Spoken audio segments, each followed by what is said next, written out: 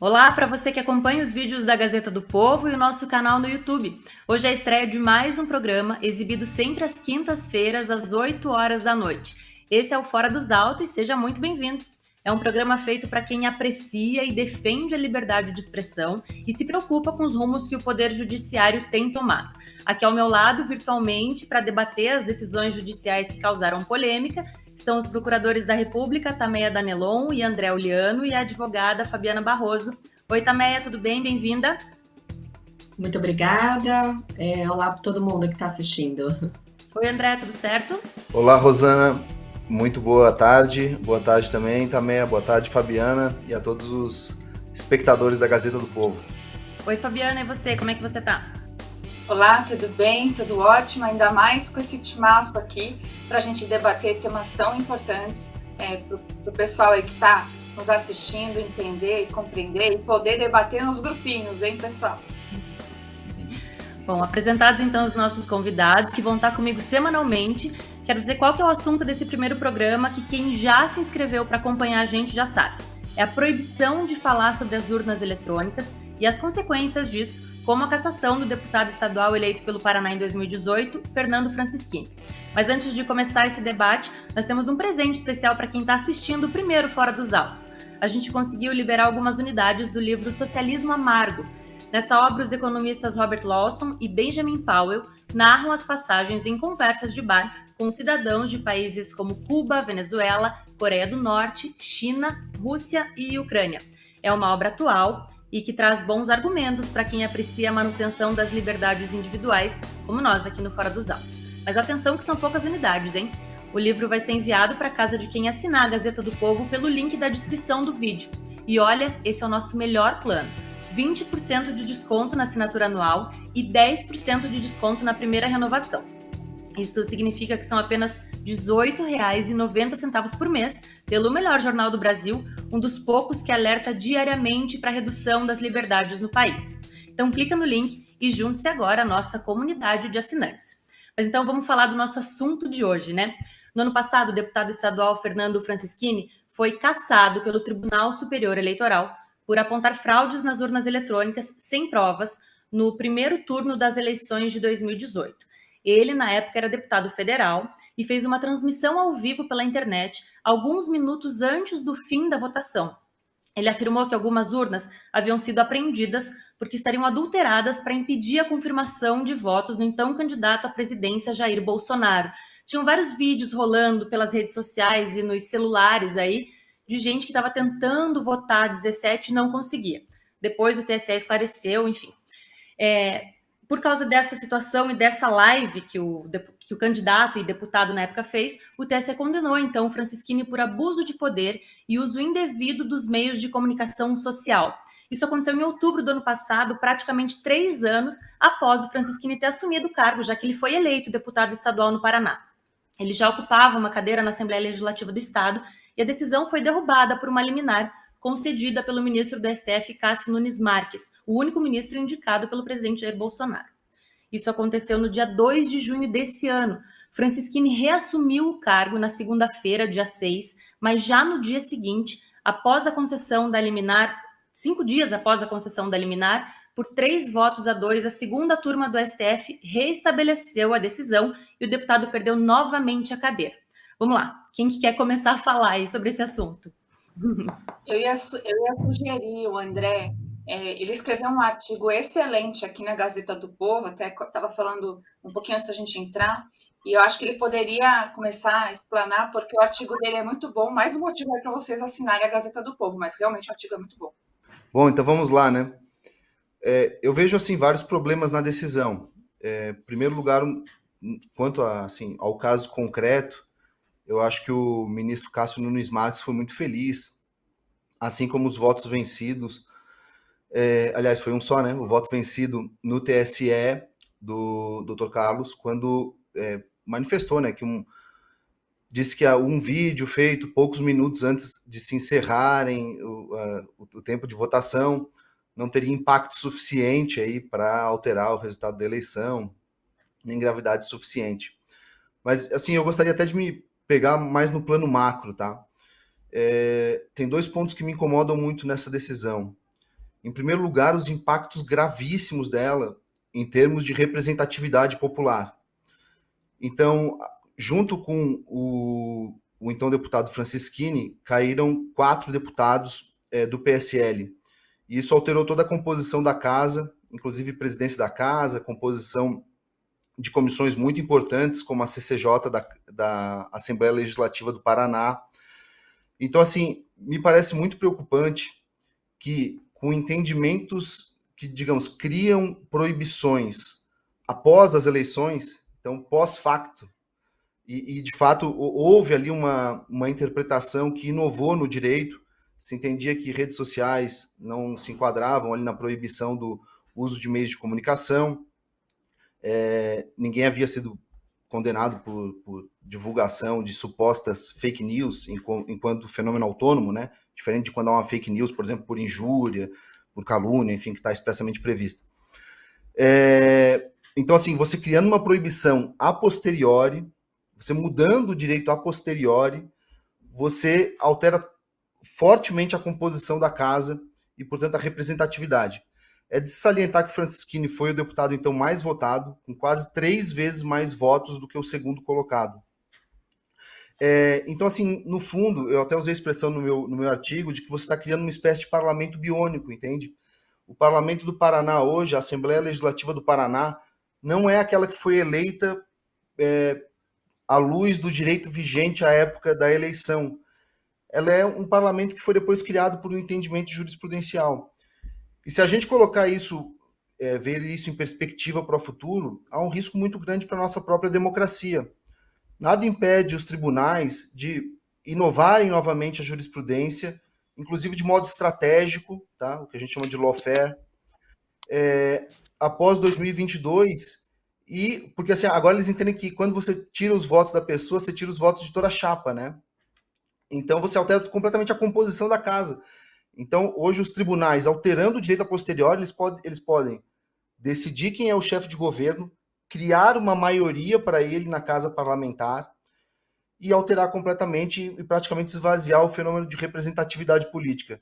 Eu gostaria só, de finalizar aqui a minha primeira intervenção, mencionando que quando o Getúlio Vargas deu o golpe em 1930, um dos fenômenos que, de algum modo, deu aparente legitimidade ao golpe foi a falta de confiança no sistema eleitoral da época. E a falta de confiança decorria de 2 fenômenos. Um era o que muitos chamavam de eleição bico de pena, que era um sistema em que havia muitas fraudes, havia muita exploração por causa da ausência de sigilo, mas também existia uma coisa chamada comissão de verificação de poderes. Os votos eram verificados pelos próprios políticos, então, em exercício, e existia o que eles chamavam de degola. Então, o processo estava a tal ponto corrompido que eles sempre cortavam aí e modificavam o resultado eleitoral visando barrar pessoas indesejadas. Esse novo entendimento do TSE, aplicando retroativamente um novo entendimento, me parece que traz um grande risco de a gente ressuscitar a degola.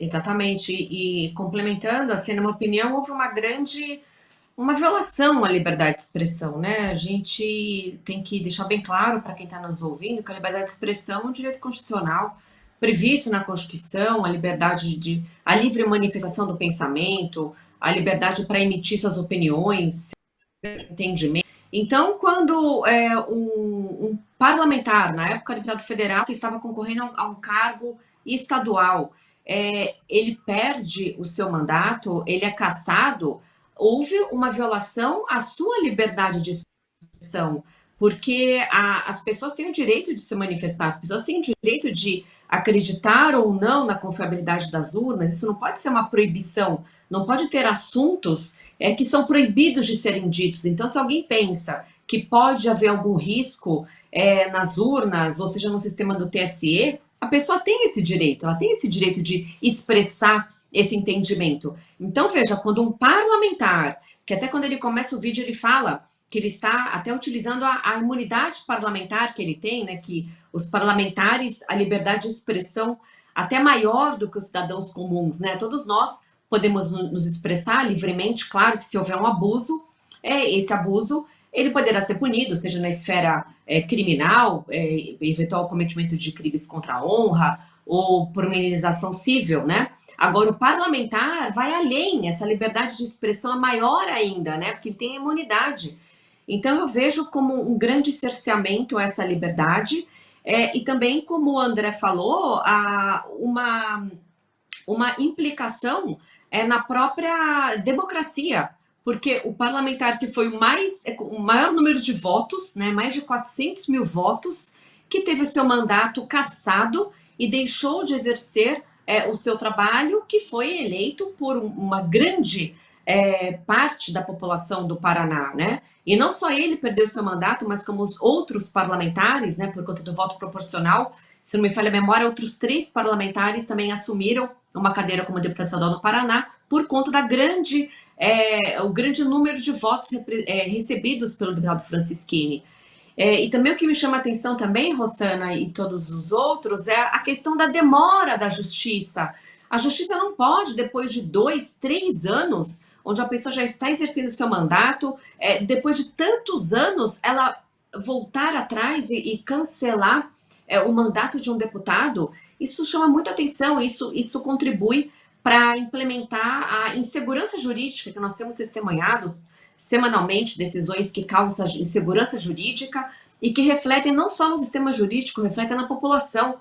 A população a sociedade fica insegura, a sociedade não sabe em quem confiar, em quem acreditar. Isso repercute também na questão econômica do país, né? Um país onde a insegurança jurídica vai ser um país que não vai ser propenso a receber investimentos, seja investimentos nacionais, investimentos internacionais. Então, isso causa um desequilíbrio na nação muito mais grave do que apenas no ambiente jurídico, né? Então, por isso que até quero aproveitar para parabenizar a Gazeta pela iniciativa do programa, porque vai demonstrar como a justiça impacta em outras searas de uma sociedade, impacta na economia e impacta diretamente também no bem-estar social das pessoas. Perfeito. E para complementar a ideia já dos dois bem colocada, me chama a atenção, primeiro, também, quando você coloca aqui o tempo, eu não chamo inovador, eu acho invencionice mesmo, de quem julgou, colocar estrategicamente essa decisão já prestes a começar um outro pleito eleitoral. Penso eu que isso pode, infelizmente, dar um certo tipo de jurisprudência indevida para evitar, então, possíveis desafetos democraticamente eleitos. A gente precisa lembrar aqui que essa transferência ao voto popular, ela deveria ser, acima de tudo, respeitada. E me chama mais atenção ainda quando eles colocam que é uso indevido das redes sociais. Isso não está legislado devidamente. Eu enxergo o uso indevido de rede social quando você consegue corresponder o uso indevido a um crime, efetivamente. Vou dar um exemplo.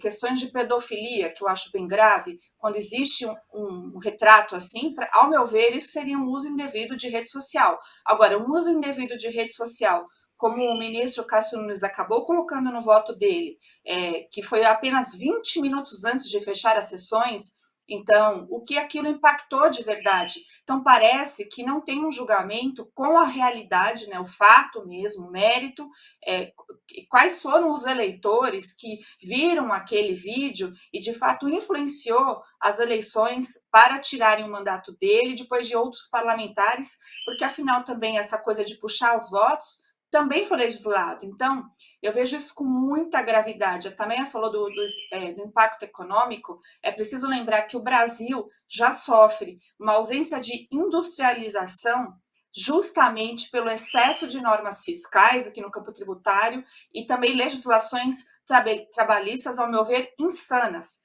que com o tempo, até no último governo do presidente Jair Bolsonaro, ele tentou tirar o excesso de burocracia, e no governo do Michel Temer houve aquela reforma trabalhista que ajudou, melhorou, mas precisa muito a ser feito. Não tem uma indústria que queira verdadeiramente investir no Brasil com esse tipo de legislação. Então, realmente isso é verdade, de que a justiça, ela impacta na vida do cidadão comum lá na ponta, por exemplo, em quem votou e se achava representado, tanto no caso do Francisquini, como também no caso do deputado Daniel Silveira, que, ao meu ver, também as pessoas ali foi um dos mais votados e ficaram seu parlamentar podendo falar o que ele pensa, e também na questão econômica mesmo. Infelizmente, esse tipo de decisão repercute e isso afugenta, né, investimentos de médio e pequeno porte, viu, gente? Então, a gente precisa falar sobre isso para que a gente não viva a temida juristocracia, que vai muito além do ativismo judicial. Bom, a gente falou vários pontos importantes, né, até agora, mas acho que uma das questões que se falou muito nesse caso foi sobre uma jurisprudência inédita.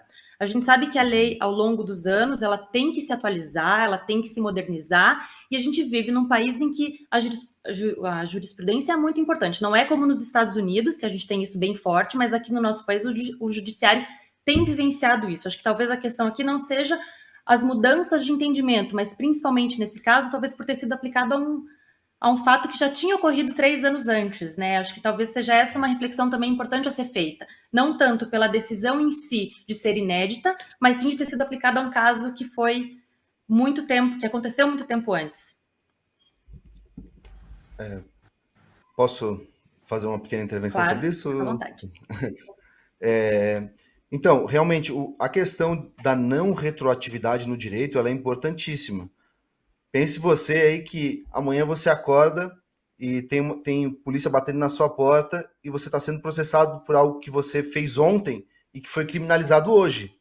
Então, é muito claro que o direito ele tem que coordenar as condutas de forma prospectiva. E em Na alguns esfera campos... penal, acho que desculpe, André, na esfera que isso Eu fica vou... bastante claro, né? Isso. É isso que eu vou especificar agora. Isso vale para todo o direito em regra. Mas algumas áreas do direito são particularmente sensíveis à exigência de não retroatividade. Então, o direito sancionador sempre foi muito iluminado por essa ideia, exatamente por isso que eu mencionei, é uma coisa esdrúxula, né? Você ser processado por algo que você fez ontem e que não era ilícito e passou a ser. E no direito eleitoral também, exatamente por aquilo que eu mencionei. Então, as pessoas, quando elas comparecem às urnas, elas comparecem para eleger a pessoa segundo o direito vigente naquele momento. Então, se há uma alteração posterior, isso acaba frustrando o voto, né? Lembrando que a cassação é sempre um fenômeno patológico no âmbito eleitoral, porque você está frustrando não só o eleito, você está frustrando também o eleitor dele. Então, realmente, e no caso é inequívoco que houve inovação na aplicação dessa questão das redes sociais como meios de comunicação. Há motivos para você não enquadrar as redes sociais aí, porque a ideia de você regulamentar de modo especial os meios de comunicação sempre foi a de que é muito caro, né? Então, é proibitivo cada pessoa ter o seu jornal. Então, como o jornal tem um impacto automático, o jornal, televisão, rádio, e muitas pessoas, e há uma espécie de audiência passiva que escuta você, se você tiver um espaço no rádio, simplesmente porque ela gosta daquele rádio. Então, se o rádio der muito espaço para uns e pouco espaço para outros, ele desequilibra as eleições. Agora, nas redes sociais, esse fenômeno não ocorre na mesma magnitude, porque as redes sociais, você não tem esse custo de entrada. Qualquer um pode abrir uma rede, um canal, né, um perfil, e começar a manifestar suas ideias. Então, nunca se entendeu que as redes sociais se enquadravam nessa proibição e houve uma inovação, o que causa perplexidade, principalmente num tema como direito eleitoral. Também acho que também falou de algo interessante sobre imunidade parlamentar. Então, até que ponto que vai essa imunidade, sobre o que e onde, né? Em que local? Porque a gente sabe que lá no parlamento, ok, mas e fora dele, né? Acho que essa também é uma questão delicada que envolveu esse caso, né? Sim. Esse ponto, se a gente partir do princípio de que ele estava cobertado pela imunidade parlamentar, nada teria acontecido, né? A gente nem precisaria estar aqui discutindo, né, os motivos pelos quais ele foi cassado, porque, de fato, a imunidade parlamentar, ela que está prevista na Constituição, no artigo 53 da Constituição Federal, ela diz que os parlamentares, eles são invioláveis por suas opiniões, palavras e votos. E o que seria isso? A inviolabilidade seria, primeiro, ele não responderia por nenhum crime. Então, caso através da fala, através dessa palavra, ele tenha praticado um crime, este crime, ele seria imune para responder por este crime. E também no aspecto civil, ele não poderia sofrer uma ação de indenização, nenhum tipo de outra condenação que não fosse na Câmara dos Deputados, ou seja, na casa ao qual ele faz parte. Então, eu entendo que o TSE também não poderia analisar essa questão, processar e julgar essa questão por conta da imunidade parlamentar. Poderia, se caso venha a se entender que houve um abuso dos meios de comunicações, né, o que não aconteceu, porque a internet ela não se equipara, as redes sociais não se equiparam aos veículos tradicionais, a Câmara, que no caso onde ele até fazia parte ainda, poderia instaurar um eventual procedimento na comissão de ética e aplicar alguma sanção. Até poderia uma cassação, mas seria uma pena muito excessiva, eu penso, né? Então, esse é o primeiro ponto. Nem poderia ser investigado sobre a jurisdição do TSE. Mas uma coisa que o Liano falou que é muito interessante, que é esse poder dos meios de comunicação. Ele foi condenado também por abuso do poder político, né? Mas ele não foi um pronunciamento oficial, não é que ele, se fosse, por exemplo, prefeito, em uma inauguração de obra, ele tivesse criticado as eleições, não, ele usou as redes sociais, como qualquer pessoa pode utilizar. Então, o abuso do poder político, para mim não ficou muito claro qual seria esse abuso. E também por uso indevido de meios de comunicação. Mas se a gente sustentar que as redes sociais não são meios de comunicação tradicionais, né, como o André falou, que, de fato, até a própria legislação eleitoral, ela proíbe que pessoas que trabalham na televisão, na rádio, continuem exercendo esse trabalho quando elas são candidatas, para evitar um eventual abuso. Mas todo mundo tem rede social. Se ele tem milhões de seguidores, se milhares de pessoas estavam assistindo a live dele, é porque ele tem o seu mérito, porque ele tem um bom conteúdo para entregar. Ele não pode ser prejudicado por isso. E outro ponto, a condenação foi por disseminar notícias falsas, mas o que era falso? O que aconteceu, pelo que foi divulgado pelo próprio ex-deputado, é que durante a votação ele recebeu mensagens de pessoas, recebeu mensagens dos seus eleitores, vídeos de pessoas que supostamente não conseguiam votar. Ele apenas comunicou isso. Então, qual seria a notícia falsa? Então, ele não recebeu? Seria falso porque ele não recebeu? Seria falso porque as pessoas estavam conseguindo votar, mas aí ele não pode responder por terceiros. Então, eu vejo assim que, tecnicamente falando, né, uma decisão muito frágil e que parece que quer passar esse recado. Olha, quem falar mal das urnas, quem falar mal do sistema de votação poderá sofrer reprimendas. Com relação a essa questão da fake news, eu estou aqui com o site do TSE aberto, que fala justamente dessa decisão, vou ler aqui para vocês. Luiz Felipe Salomão, ministro, relator, na época disse o seguinte, ele destacou que, diferentemente do que foi apontado pelo parlamentar, inexistiu qualquer apreensão de urna eletrônica, apenas a substituição de poucas urnas por problemas pontuais. Aí ele tem uma aspas aqui do ministro que eu queria salientar para vocês para falar sobre o Francisquini como pessoa, porque ele já tinha sido delegado. Então, o que o ministro falou? Abre aspas. Cabe lembrar que o recorrido, delegado de polícia licenciado do cargo, inequivocamente conhece a terminologia técnica do vocábulo apreensão e os reflexos dessa afirmativa naquele contexto, fecha aspas. Então, isso que o ministro alegou, que ele conhece a terminologia, né, por ter sido delegado, por estar licenciado do cargo, enfim, então, nesse ponto que o ministro pegou com relação à fake news dele ter afirmado que urnas haviam sido apreendidas, quando, na verdade, posteriormente, segundo essa notícia do TSE, depois ficou esclarecido que as urnas foram substituídas por problemas pontuais, e não porque, de fato, os eleitores não conseguiam votar no candidato que quisessem. É completamente desproporcional, né? A punição que foi dada ao parlamentar e o que está sendo alegado até pelo ministro, ou depois a confirmação por outros, completamente desproporcional. Se ele é delegado ou não, mais um motivo, então, para se levar a sério de que a denúncia que ele trazia poderia ser algo preocupante. Nós sabemos que a urna eletrônica, embora não possa se falar, mas é preciso dizer que nem nada que seja eletrônico, nada que tenha intervenção humana, e existe desde o momento que elas são lacradas, depois com a compilação ali dos dados que são colocados, existe uma intervenção humana. Então, eu acho que é lícito qualquer pessoa pleitear maior transparência. Então, quando ele fez isso, ao meu ver, ele realmente fez como a Tameia acabou nos dizendo. Ele pegou aquela notícia e trouxe, porque achou ser verdadeira. Se posteriormente aquilo não se confirmou, a gente está vivendo aquela situação do Minority Report às avessas. Está se punindo uma pessoa pelo passado, sendo que não tem e ainda não há legislação a respeito do que é fake news. Eu sou contrária a essa PL, pode ser um tema para um outro programa, das fake news, mas entendo que enquanto não houver legislado, fica muito subjetivo o conceito de que é falso e verdadeiro, a não ser que você consiga ligar a um crime real. Então, por exemplo, no exemplo que eu dei no comecinho aqui, se alguém praticar, incentivar ou praticar crimes de pedofilia, expor uma criança a um conteúdo indevido, eu acho que fica muito bem fácil de se comprovar que aquilo é um crime. Agora, em relação a isso, você vê que o ministro pega uma tecnicidade boba até, que não tem muita profundidade, para poder dar uma decisão e uma punição extremamente severa. Eu não vejo algo tão assim, é muito grave o que aconteceu, e talvez as pessoas não estejam prestando atenção na gravidade.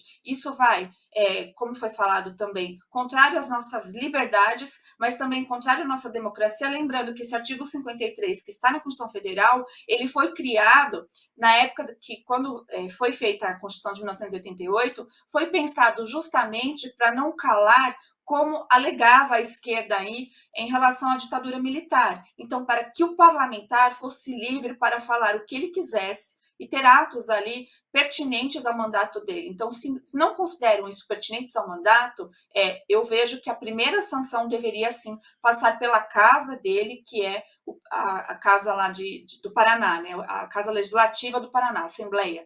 Então, fica muito complicado quando a gente vê que existe essa ausência aí, e um entrando na competência do outro. Então, é o Poder Legislativo entrando diretamente, o Poder Judiciário entrando diretamente na competência do Poder Legislativo. Bom, a gente tem uma outra questão aí também da demora de dois aspectos. Eu acho do processo em si, que demorou esse resultado, enfim, e dessa demora também em atualizações legislativas. A gente está discutindo aí essa PL das fake news, mas falando desse entendimento que a Tameia falou muito bem sobre rede social hoje em dia, de não ser um meio de comunicação como as grandes mídias. Mas hoje em dia, talvez tenha que se repensar, porque as redes sociais têm uma força muito grande e, às vezes, muito mais espectadores do que os meios tradicionais, convencionais. Será que não seria hora de, talvez, rever essa questão ou de analisar qual que é o poder dessa rede social hoje em dia? Bom, porque, às vezes, o alcance é maior, né? Eu penso que não. Eu penso que a internet livre e descentralizada, ela favorece a cidadania. E também é ilusão de quem prega que é possível controlar. Porque hoje você vai em cima de uma rede social, amanhã são criadas mais 10. Então, eu acho impossível esse tipo de controle, acho desnecessário. A própria história da humanidade é assim, ela é feita de fofocas, feita de mentiras, e as pessoas ali acabam tendo a legitimidade, a informação, e tomam para si como verdadeiro ou falso o que acha melhor para a sua vida. Então, o Estado ele não deveria influenciar neste nível, é o que eu penso. Então, existe, sim, o controle positivo de rede social para inibir crimes concretos. E quando eu falo em crimes concretos, algo que já está legislado, concretizado e já pacificado, por exemplo, na questão penal. Questões civis, você tem também para te pleitear indenizações, e você também tem delegacias de crime de internet, na maioria dos estados aí, para apurar quando você se sente pessoalmente atingido. Então, eu acho que poderia ter um avanço nisso, mas jamais tentar controlar qualquer tipo de controle, eu acho que é negativo para que a gente exerça a cidadania. A cidadania com controle acaba dando poder a pessoas que têm tendência autocrata. Eu concordo com a Fabiana também, eu sou contra Desculpa, Rosana. Não, imagina, pode continuar. Então, concordo com a Fabiana, eu sou contra esse projeto de lei das fake news, que é um projeto assim sem pé nem cabeça, um projeto super gigante, com milhares de artigos, milhares de incisos. Lei tem que ser clara, tem que ser objetiva, tem que ser curta. Eu também penso que não tem que ter qualquer tipo de, não qualquer tipo, mas não ter controle estatal, né? As pessoas são livres para se expressar e não dá para você comparar um perfil, uma pessoa que tenha 1 milhão de seguidores, vai no Instagram, no Facebook, é um número considerável, sim. Agora, vamos pensar nos canais de televisão da TV aberta. O acesso é muito maior, né? Atinge muito mais pessoas. Então, esse tipo de controle da TV, da rádio é uma coisa. Agora, redes sociais, eu sou contra controle do Estado para regulamentar. As pessoas são livres. Mas é evidente, assim como a Fabiana já pontuou, caso alguém venha cometer um crime nas redes sociais, crime graves, por exemplo, como pedofilia, como crimes de racismo, de nazismo, ou outras questões que causam dano à honra de alguém, já existem as medidas penais previstas, já existem as responsabilidades civis previstas. Então, eu penso que, por mais que as redes sociais sejam um meio moderno, atual, que é muito utilizada por candidatos para divulgar os seus feitos, para divulgar sua campanha, é muito válido. Então, eu acho que não tem que ter qualquer tipo de regulamentação no que se refere a isso. Vai ser mais uma burocratização, vai impedir que as pessoas se comuniquem livremente e impedir também o acesso democrático às informações, né? Quem que quer acessar informações de pessoas que têm a mesma ideologia política, que pensam de forma parecida, tem que seguir os perfis que quiser. Então, eu sou contra esse projeto de lei das fake news e contra essa regulamentação que iria apenas cercear a liberdade de expressão. Acho que uma questão também importante que o André levantou é sobre a soberania popular exercida, né? Quando o cidadão foi lá e votou, a gente lembra que o Francisquini, como já foi dito aqui, foi o deputado mais votado na época, ele teve quase 428 mil votos. Então, acho que a demora na decisão também foi um ponto que vocês levantaram bastante, né? Não só o fato de ter sido retroativa, mas de ter demorado tanto tempo. Perfeito. Rosana, um outro ponto que eu mencionaria, até voltando, dando um passo atrás aí, acerca dessa questão de se pode ou se deve ou não regulamentar, até não vejo com tão maus olhos que... Bom, alguma regulação já há, como mencionaram, se você pratica um crime na internet, você é punido por aquilo. Então, incidem normas jurídicas sobre o comportamento nas redes sociais. E, assim, não veria problema de você criar um mecanismo para, sei lá, combater o uso de robôs, para perseguir pessoas, fazer qualquer espécie de bullying. Mas o que a gente tem visto, às vezes, é um tratamento muito irrazoável. Então, por exemplo, se a gente pegar o caso do Terça Livre, né, um canal que foi derrubado, que tinha uma audiência enorme, chegava a bater a CNN aí em horário nobre, e que, assim, se alguém ali cometeu um ilícito durante a fala, você está no meio de comunicação, você manda tirar aquele vídeo se tem um conteúdo criminoso. Agora, você não pode mandar fechar a empresa. Imagina que um de nós cometa um ilícito aqui e amanhã mandam fechar a Gazeta do Povo. Então, assim, então esse tipo de comportamento nitidamente irrazoável e desproporcional, acho que acaba causando uma resistência muito grande se quer o debate de regulamentação. Porque as pessoas pensam, poxa, mas o que vai vir de gente que pratica esse tipo de conduta? E outra coisa que eu queria dizer tá, tudo bem, se decidiram que vai incidir esse tipo de ilicitude, esse tipo de punição nas redes sociais, daí eu chamo a atenção para um segundo ponto, que é o double standard, o duplo padrão. Porque nas últimas eleições, e quem é mais jovem nem lembra mais, né, porque já vai bater 4 anos, com os meus alunos de universidade descobri isso daí, quando você vai falar de fenômenos mesmo muito óbvios e muito conhecidos, você tem que explicar, porque às vezes quem é mais jovem já não lembra. Então, nas últimas eleições, teve, por exemplo, um caso gravíssimo de fake news cometido pelo outro lado do espectro político, contrário ao Francisquini. Foi uma menina, por exemplo, que se automutilou com uma suástica para dizer que apoiadores do então candidato à presidência, que se sagrou vencedor, que seriam apoiadores do nazismo. Vários parlamentares ligados, né, mais à esquerda do espectro político, divulgaram aquela imagem. Me parece que isso tem muito mais impacto sobre a vontade do eleitor, porque a grande maioria, esmagadora maioria dos eleitores, não quer votar em candidatos ligados ao nazismo. Então, você atribuir com um fenômeno violento, criminoso, parece que tem um impacto muito grande na vontade do eleitor. Por que esses parlamentares que divulgaram essa foto não foram punidos, assim como o Francisquini? Então, a gente vê que há um duplo padrão grande, e isso me causa um receio, tá, de que a gente, do risco, né, de que estejamos diante de um judiciário sequestrado. Mas isso eu vou deixar para a minha próxima intervenção aqui, para não me alongar demais. Queria só mencionar essa questão do duplo padrão que me incomoda bastante. Era justamente sobre isso que eu queria também falar agora, sobre essa parcialidade que tem sido mencionada, principalmente do Superior Tribunal Federal, do Supremo Tribunal Federal. Vocês acreditam nisso, realmente, que há uma parcialidade? Acho que a Fabiana podia começar.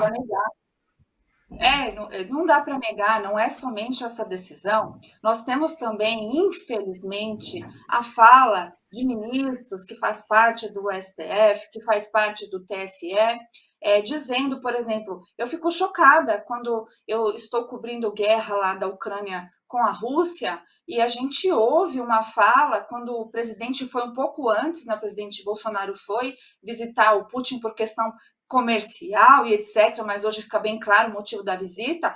Você tem uma declaração aqui brasileira de um ministro, que foi no caso o Fachin, dizendo que as eleições estavam comprometidas porque poderia haver intervenção de hackers russos. Isso é muito complicado, né? Se o Fachin tem esse tipo de informação, é obrigação dele dar transparência a esse tipo de informação e não falar isso como uma frase solta, ou nesses congressos também que eles participam, internacionais, afirmando que fizeram militância a favor disso ou daquilo. Isso não é inerente ao cargo que ocupam, e isso está repercutindo, a Tameia e o André podem até dar exemplos mais factuais, isso está repercutindo na justiça, na primeira instância, em segunda instância. Hoje nós temos juízes, temos até delegados de polícia dando ordem de prisão com base nesses abusos cometidos pelas Cortes Supremas. Então, isso sim é muito preocupante, porque vem um movimento em cascata, e quando você aponta que o direito é de outra forma, chega na primeira instância e é apontado, então, a decisão desses ministros que ocupam essas cadeiras tão importantes. Então, é preciso recuperar a imagem, a boa imagem do Supremo, do TSE, se assim a população, né, se entenderam que nós temos que ter um tribunal eleitoral, tem que recuperar a imagem, e mais do que isso, tem que haver decisões isonômicas, né, com direitos iguais, não é o que a gente está vendo aí. Então, me causa uma grande preocupação. Existe uma militância política onde sequer deveria ter, não é nem militância, muito menos política. A política é feita por aqueles que são eleitos, né, e por aqueles que querem concorrer. Então, ministros, se os senhores querem continuar, fica aqui o meu convite, o pleito é democrático, deixem as suas cadeiras e se coloquem aí ao pleito, porque a democracia, eu acredito que ela vale e será muito forte para, então, definir se vocês podem ou não exercer o papel político em nossa sociedade. Exatamente, concordo com a Fabiana, porque a figura do juiz, Rosana, diferentemente de membros do Ministério Público, eles devem ser o mais discretos possíveis. Os juízes têm que ser até aos autos, eles têm que proferir julgamentos técnicos com base nas provas dos autos. Quanto menos um juiz falar, principalmente juízes das cortes superiores, melhor. E parafraseando o professor Ives Gandra, né, que não sou eu que estou dizendo, mas ele sempre fala isso em suas entrevistas, ele diz que a Suprema Corte, o STF, ele se transformou numa corte política, que os ministros estão indo além do direito, além da Constituição, além da legislação, para fazer uma interferência política, um ativismo político, né? O Ives Gandra que diz isso. E isso não pode acontecer. Juízes não podem ficar dando opiniões sobre o que eles acham do chefe do Poder Executivo, o que eles acham do deputado A, do deputado B. Eles têm que ser até os autos e proferir julgamentos técnicos. Em relação ao duplo padrão, eu concordo com o André Uliano, sim. É o que nós vemos, até o exemplo que ele já deu do caso do Alan dos Santos, né, que ele está atualmente impedido de trabalhar, os seus portais foram fechados, sua revista online foi fechada, a sua fonte de renda também, ele não tem mais essa fonte de renda para sustentar sua família. Também tem outro caso da Bárbara, do canal Te Atualizei, que teve também a sua conta do YouTube, seus valores bloqueados por ordem do TSE, que no meu entendimento não seria da atribuição de uma justiça eleitoral, bloquear valores de uma pessoa que recebeu trabalhando, divulgando informação, prestando um serviço à sociedade. Então, nós vemos que essas medidas, que no meu entendimento muitas não têm base legal, não têm base constitucional, elas se voltam contra pessoas do mesmo viés ideológico, pessoas à direita, pessoas mais conservadores. E isso não pode acontecer, não pode ter esse duplo padrão. Se alguém cometeu um crime, que seja investigado apurado, independentemente da ideologia, mas não perseguição de pessoas conservadores, que muitas vezes nem cometeram crimes, e cortes que não são competentes para julgar aqueles casos, assim o fazem. Ô, Rossana, você me deixa só complementar um ponto? Desculpa, tô falando demais aqui, mas assim, ó, essa decisão que a Tameia mencionou do TSE, que foi do corregedor, que foi inclusive o mesmo que foi relator da cassação do ex-deputado Francisquini, assim, ó, com todo respeito, é a decisão mais nula que eu já vi na minha vida.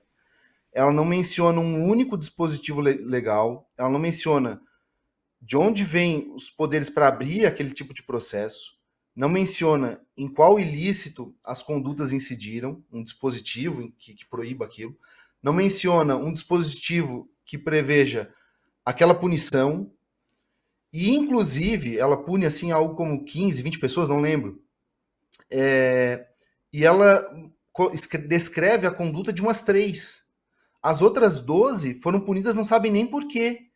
E daí ele fala assim, não, mas é porque tem um anexo aqui que tá tudo aqui à prova, que elas fizeram coisas muito graves, enfim. Então, imagina se você ser punido, imagina que amanhã você é punida, perde sua renda, e o cara fala, ó, eu não coloquei na minha decisão o que você fez, mas tá aqui nesse processo sigiloso aqui que ninguém vê, tá? Eu juro para você. Então, é óbvio que isso é inaceitável. Assim, ó, com todo respeito, mas se você fizer uma sentença dessa numa prova de concurso de juiz, você roda. E você roda com nota muito baixa. Então, assim, é uma coisa inaceitável, realmente. E a conduta, às vezes, por exemplo, você ter... Isso é muito preocupante, porque isso deteriora a confiança das pessoas. O que deteriora não é as pessoas criticarem as urnas, porque isso acontece em todo lugar.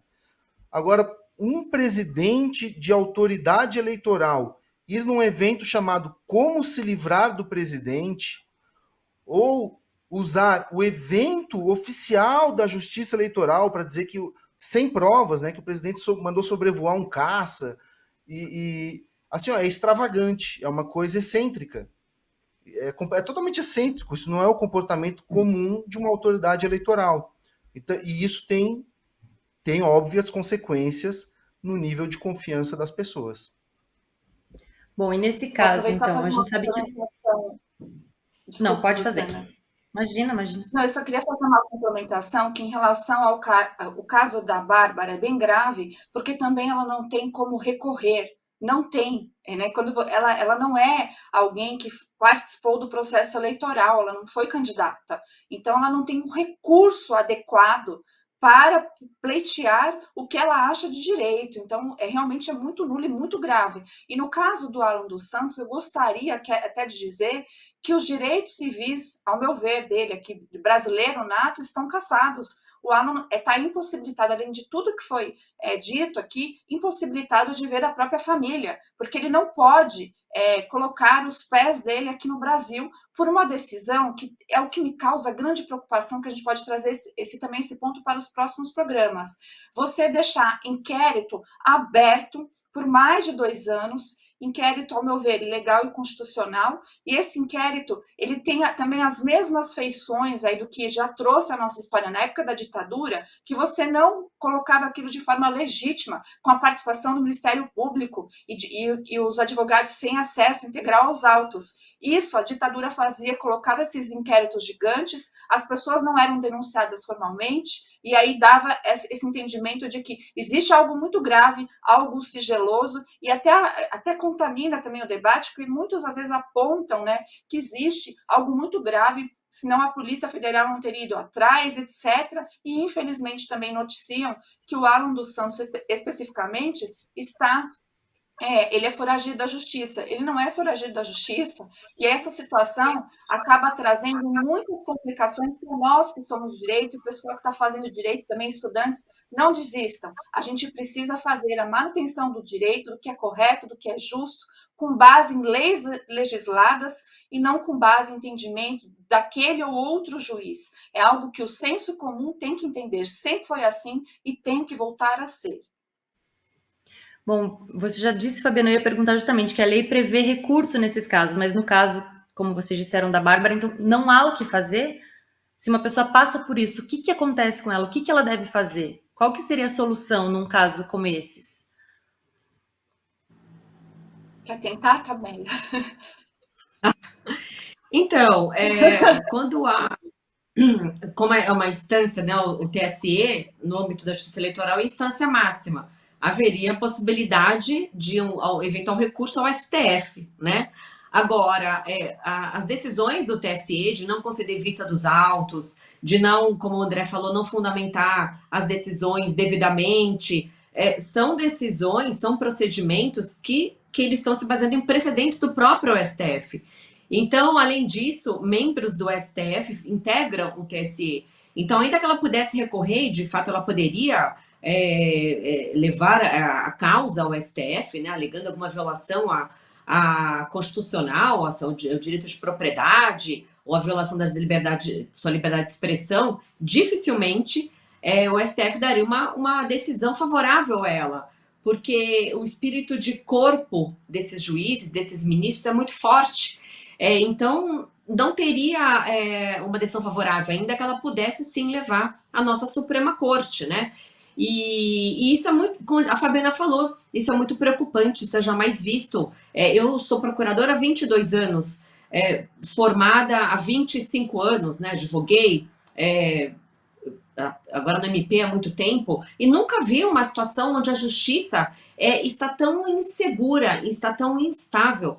Quando reiteradamente a legislação é violada, o Código de Processo Penal é violado, a Constituição, e não só a Constituição e as leis, quando é violado os próprios entendimentos do STF. Por exemplo, o STF tem uma súmula vinculante, a súmula 14, né? O que é súmula? Súmula é quando uma corte dá várias decisões no mesmo sentido, ela faz uma súmula, como se fosse um regramento, um enunciado para ser seguida por todos os juízes. E a súmula 14 diz que os investigados em processos criminais, eles têm direito de ter acesso aos autos das suas investigações ou do seu processo. E o próprio STF está violando essa súmula da própria instituição.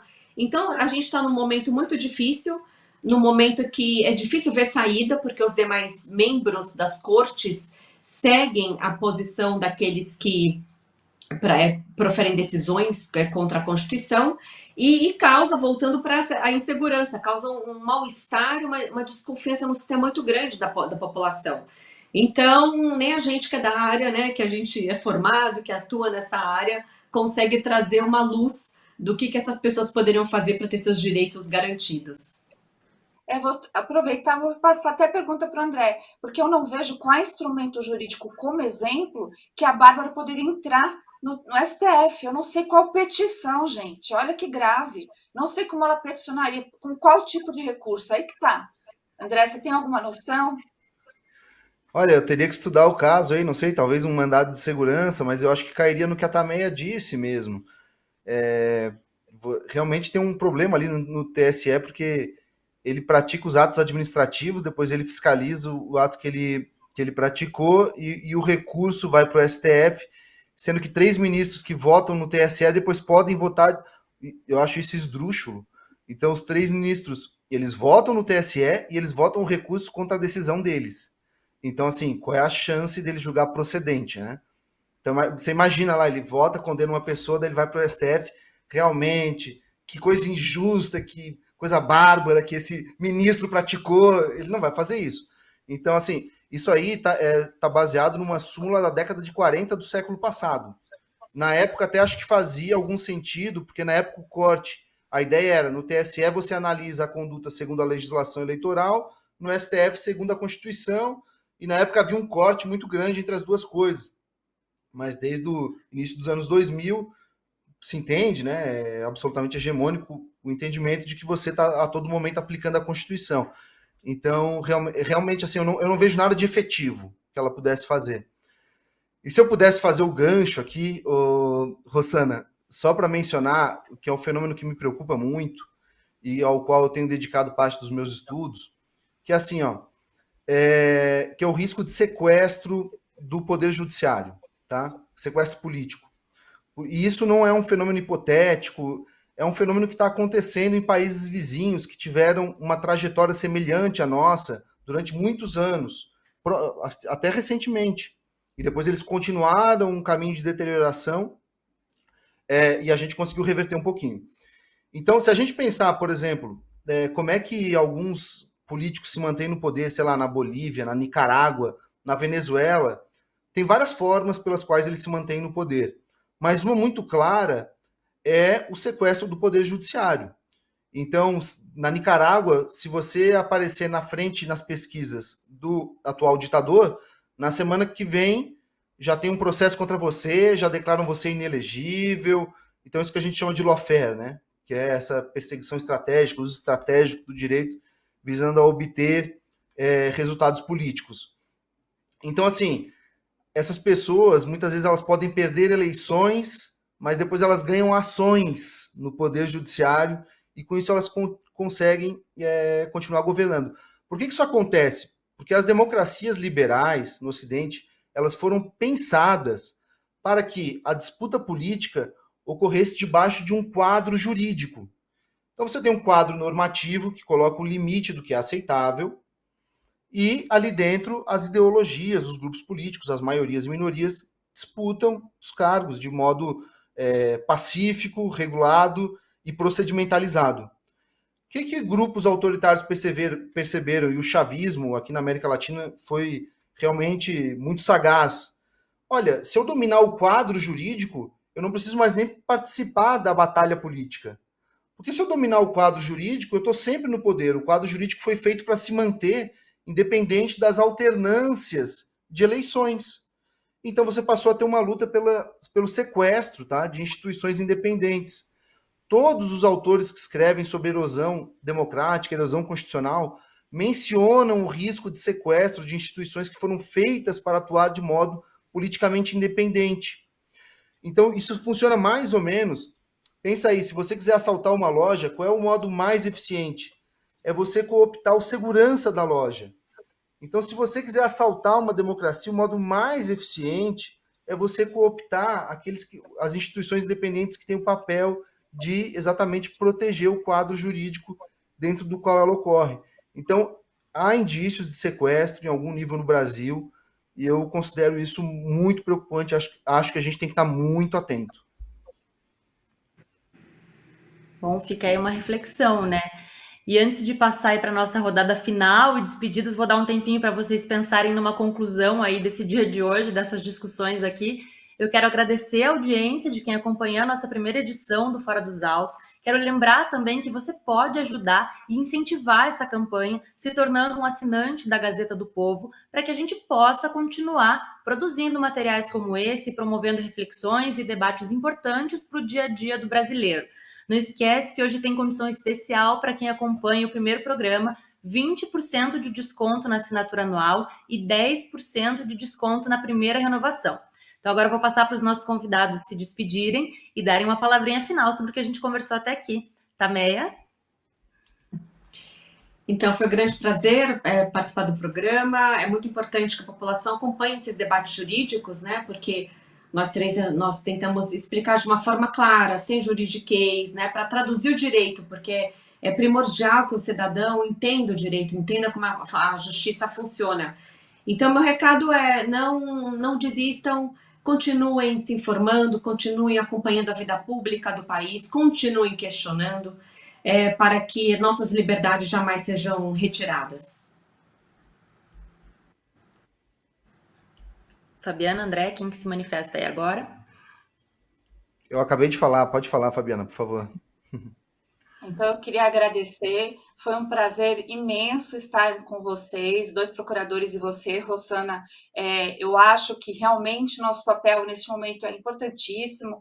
Lembrando que aqui, em nenhum momento, a gente quer dar desespero às pessoas, é o contrário, existe muita esperança. Eu penso que os brasileiros comuns aí são feitos de pessoas boas e trabalhadoras, o que ao contrário é minoria, só que ela é muito barulhenta. A gente precisa entender da onde vem a nossa cidadania, quais são os nossos direitos fundamentais, as nossas garantias, porque elas também são uma construção de nossos antepassados, nossos avós, nossos bisavós, de quem lutou para que a gente tenha as nossas leis, boas ou ruins, mas do jeito que está. E se a gente pode melhorar, é tendo a consciência do que é certo, do que é errado, do que é justo e do que está legislado, do que está cada poder constituído, para que eles não ultrapassem os limites, porque penso eu também que um grande objetivo desses que estão fazendo isso é promover o caos social. Então, a gente não pode permitir, porque através do caos social não se dos processos revolucionários, ao meu ver, não se tem nada de bom. Então, é a consciência inteligente que a gente pode, através desses debates, fazer com que as pessoas tenham a sua própria ideia a respeito das coisas. Bom, perfeito. Eu agradeço também a honra de ter participado aqui do debate. Agradeço você, Rossana, agradeço a Gazeta do Povo. Eu encorajo as pessoas a assinarem o jornal, que realmente é muito importante a gente ter um jornalismo qualificado. Agradeço a Tameia, agradeço a Fabiana. E também gostaria, assim, de deixar uma mensagem de esperança. E às vezes a gente fala aqui dos aspectos negativos, pode ficar uma sensação de desespero, não é isso de modo algum. Eu mesmo sou um otimista, sou um sonhador, aí, um idealista. E também acredito que é importante que as pessoas continuem se esclarecendo e informando-se, formando-se, e vamos seguir nessa luta, que é uma grande batalha intelectual para transformar o Brasil num país próspero, livre e justo. Gente, muito obrigada. Então, a gente se vê na semana que vem com mais temas polêmicos aí do nosso judiciário. Obrigada.